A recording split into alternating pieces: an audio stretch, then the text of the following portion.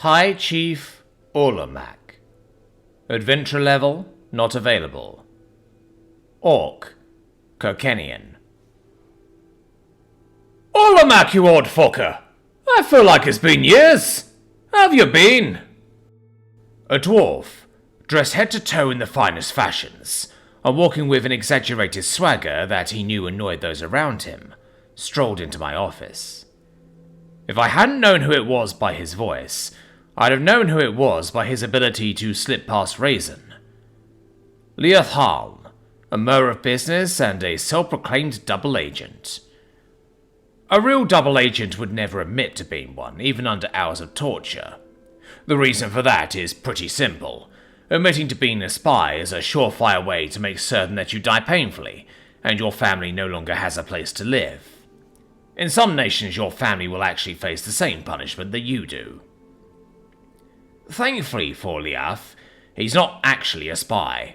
Simply an information broker, and a secret messenger between the High Chieftain of Kokena and the Empire of Kalkuti.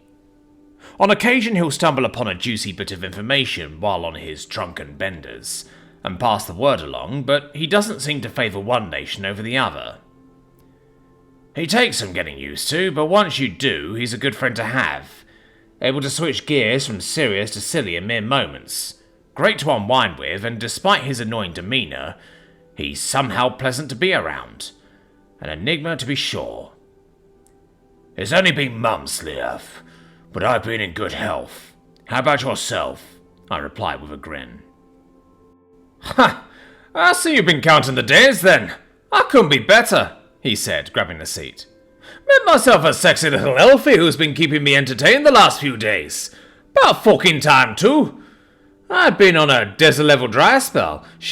How's business? I interrupted, not wanting to hear about his debauchery. Ah, straight to it then, he said, with a mixture of disappointment. Well, business has been right fucking dark as of late. Good, but dark. The Drow are definitely planning an attack, and there's something shitty about it.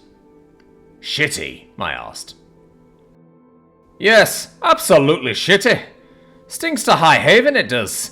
The last few times they've attacked has been unorganized and just generally amateurish. Their entire fucking strategy was to give a bunch of bastards sharpened sticks and shove them at the enemy.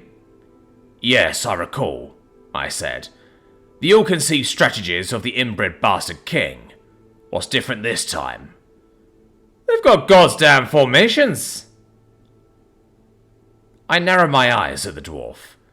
Has something happened to the inbred bastard?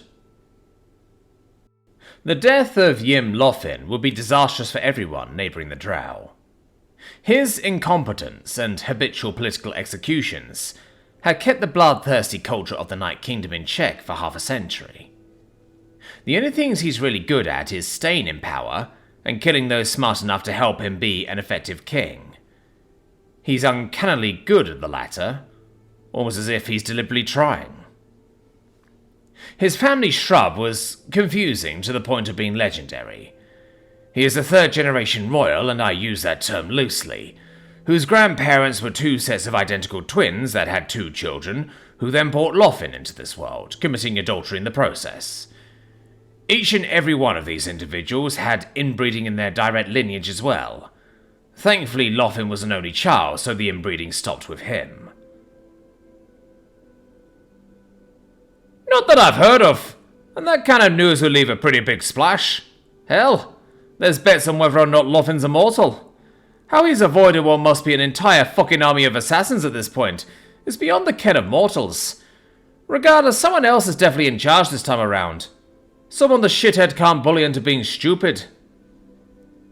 Any ideas on who that could possibly be? Nope. But whoever it is definitely has a pair, so that eliminates the princes.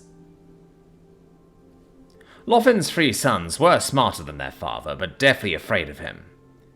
That's only natural, considering that he's had a total of 7 children. Nothing will make you scared of your father more than watching him publicly execute your older brothers and sisters. Their upbringing by the inbred bastard king had turned them into cowards. Unfortunately, intelligent cowards turn into very dangerous rulers, so only the Drow were hoping for Lothin to die. Damn. Sounds like this fight with the drow is going to have to be taken seriously, I said, leaning back in my seat. Sure as shit, Lias said with a sympathetic smile. Want a drink to take your mind off it? He pulled out a flask and shook it. This particular flask was enchanted with a spell that caused it to refill itself with a very strong alcohol called tack. A cursed thing, responsible for many forgotten nights and awkward mornings in my youth. I'm not about to go on a drunken bender when it's just afternoon, Liaf, I laughed. Plus, I've got an appointment soon. Oh, an appointment that you don't want to blow off? Do tell. Well, have you heard any rumors about, human? You're pulling my sack. The thing they pulled out of a fucking dungeon in Nulleva? That's the one, I grinned. It's registered as an adventurer and everything, so I've got an extra special job for it. It's on its way here right now. Well, fuck me running. Don't suppose you'll let an old pal sit in all quiet like? Come on, don't be like that. This might be my only chance to see it. Be a fucking pal, Ulamak. I guess I could be convinced to let you stay. I rubbed my chin theatrically. If you help convince Emperor Jack to accept my proposal. You're trying to get married to Jack? God damn it, no. My proposal regarding that thrice-cursed mine. He wants to send his boys to mine it out for a steep cut of the ore. I want him to teach my boys how to mine more effectively while giving him a more reasonable cut of the ore. Ah, shit. Had me all excited there for a second. Of course it's about that fucking mine, though. Liaf deflated. You know, he's just about obsessed with the fucking thing. It'll be a hard sell, but he owes me some pretty big favors. I'll give it my best shot. That's all I can ask, I said. Fine. You are permitted to stay. As my old friend grinned in response to my decision, Raizun entered the room. Ah, perfect timing, I smiled. What is it? Your appointment has arrived, he said, eyeing Liaf warily. He's going to be sitting in. Of course, Raizun sighed. The human has arrived along with his adopted brothers and the over-20s. The over-20s have been paid out and Isif awaits debriefing. Nulleva has also sent a messenger for another matter. Liaf's eyebrow raised and I smiled slightly. Of course he wouldn't have heard anything about that. A living thing coming out of a dungeon is national news that travels like wildfire, but a strong monster within a dungeon is business as usual. Send them in, I ordered. I'll meet with the messenger afterwards. Yes, High Chief, Raizun said and left the room. Liaf didn't even get the chance to interrogate me before Raizun returned, accompanied by Isif, 2 other orcs, and a strange, pale-looking creature with dark hair and round ears. I quickly surmised that this must be the human. They stood next to each other in front of my desk, and Raizun adopted a very formal pose. I braced myself for what was coming. High Chief Ulamak, son of Grashnor the Giant, Saviour of Kokena, Slayer of Dragons, Decimator of Drow, Conqueror of the Dragon's Jaw Giants, Blood Ally of Bolasir, Dear Friend of the Empire of Calcutti, and High Commander of the Kokena Adventurers Guild. I present to you Isif Murloc, Champion of Malrune, Nash and York Alter of Clan Alter, and Nick Smith of Clan Alter. And so you have, I replied. You may continue your duties.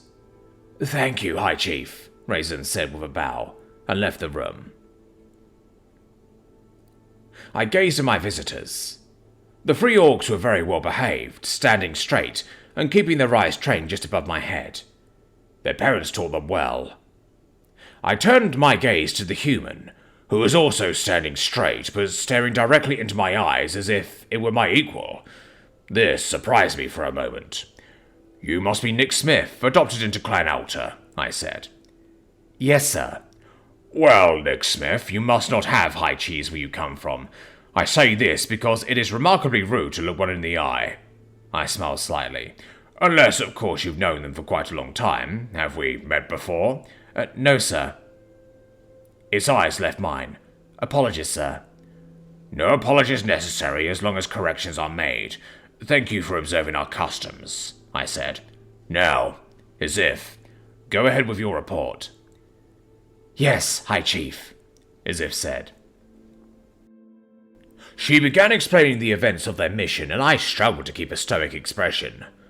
A lost language, artificially intelligent machines fused with flesh, the human fighting the monster while the over-20s struggled, the fact that it wasn't actually the human fighting, the threats made by Clan Elder in regards to the human's well-being, and finally the fact that the monster in the dungeon was a horrifically altered human. Barbiba's balls, Lief muttered under his breath, once the report concluded. Indeed, I replied. Thank you, Asif. You may go. Asif nodded, turned, and left the room. I looked at my remaining guests. Nick's face had the appearance of someone who had just received startling information but was trying to hide their concern. Yulk and Nash looked completely unperturbed. Nash, Yulk, I began.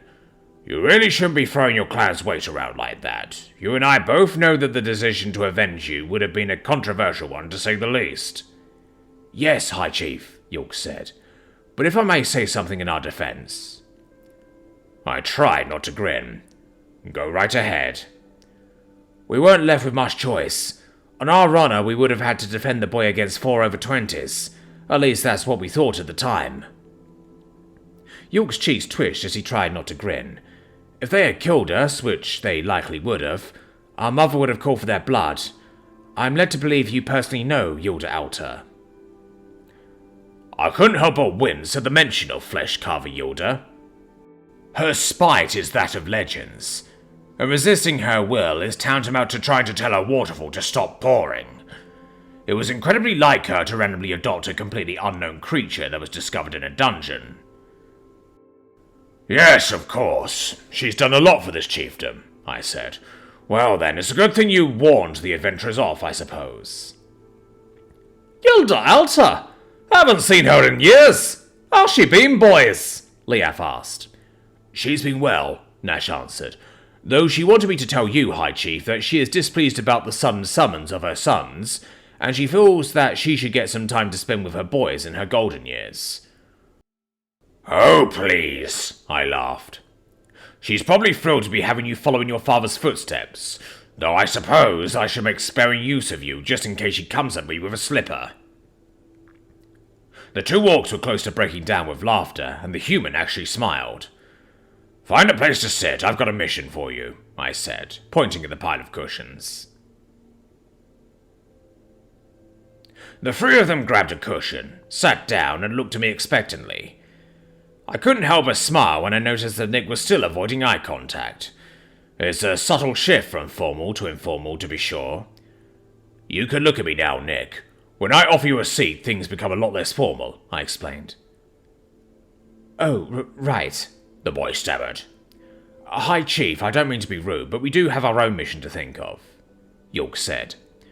Oh? I asked. What would that be? We need to discover as much about Nick as possible. The language on the altar that Asif mentioned is likely Drakon. If we're to know what it says, we need to find a scholar who can read it. Well, what a coincidence, I grinned.